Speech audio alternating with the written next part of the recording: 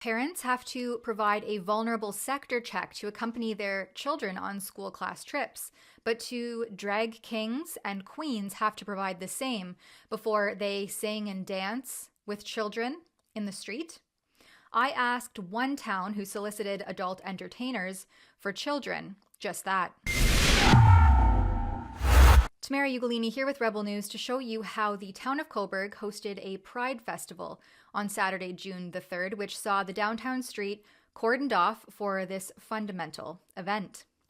The progressive virtue signaling actually began on May 25th when Coburg's Rainbow Sidewalk was completed with innovative thermoplastic sheets instead of paint and sealed with glitter. The necessary display of, human rights protection was part of an $11,700 budget allocation. The feel-good town began preparing for the first ever formal observance of the occasion, thanks to the formation of an EDI, that's Equity, Diversity, and Inclusion Committee, in 2021. According to Northumberland 89.7, coordinator of the EDI committee, Yasmin Bell, said that this was an important step forward in marking our allyship and continued commitment to becoming a more inclusive community.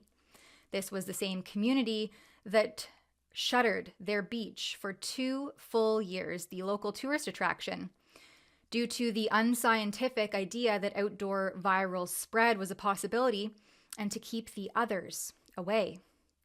Somehow, this xenophobic behavior turned all-inclusive and, tolerant.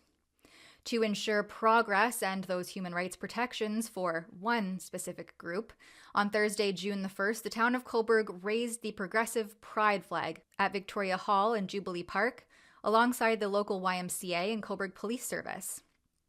Carly Hunter from the Coburg Downtown Business Improvement Area joined Global News to promote this local happening.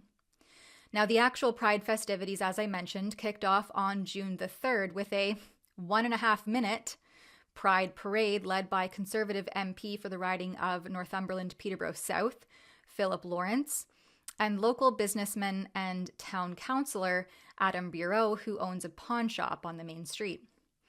They marched through this main street, King Street, past the Let's Talk Books location, which would feature 2 drag story times later in the afternoon. As I strolled around by myself, minding my own business, but quietly observing and recording the event, I stumbled upon a child-tailored cross-dressing dance party on the progressive, freshly thermoplastic engulfed sidewalk.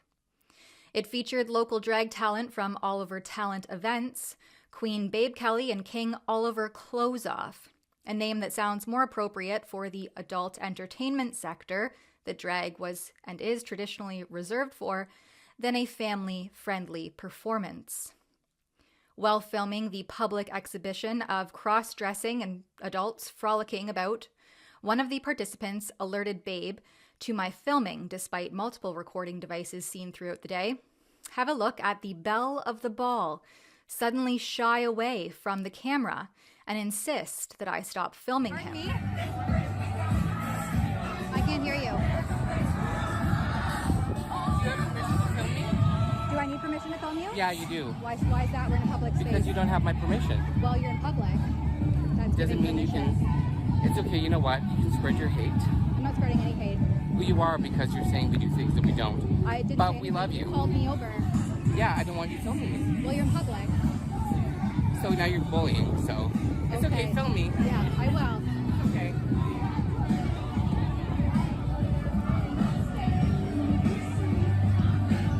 A quick browse through Babe's Instagram, and it looks like he's been struggling with opioid recovery and mental illness since at least 2019. Now, I want to make it very clear that I have nothing against those in recovery, and perhaps some of you aren't aware that I myself was raised in a household with both mental illness and addictions issues, but it lends to questioning, are these really the kind of stand-up role models that we want flaunting in the faces of young, vulnerable children? Might this individual have a seedy past with skeletons in the closet? I mean, sure, we all have skeletons in the closet, but not everyone is trying to cross-dress and parade in the street, dancing and reading stories to a group of children.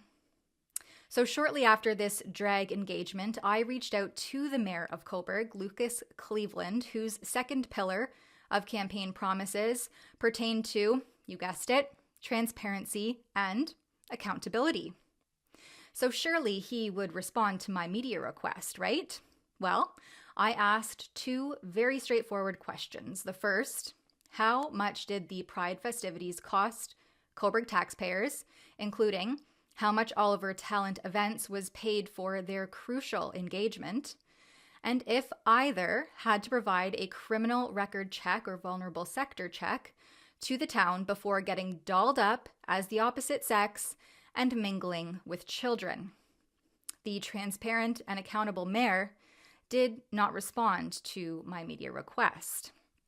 So, of course, we have filed an access to information request to determine just that. And as always, you can help support our independent government accountability and transparency requests at rebelinvestigates.com. Thank you so much for your continued support. For Rebel News, I'm Tamara Ugolini. If you'd like to support our independent journalism and help offset the costs for filing access to information requests to ensure governmental accountability and actual transparency, then please consider chipping in a few dollars at rebelinvestigates.com. At that website, you can also view all of our exclusive reports and see real investigative journalism in action. That's rebelinvestigates.com. Thank you.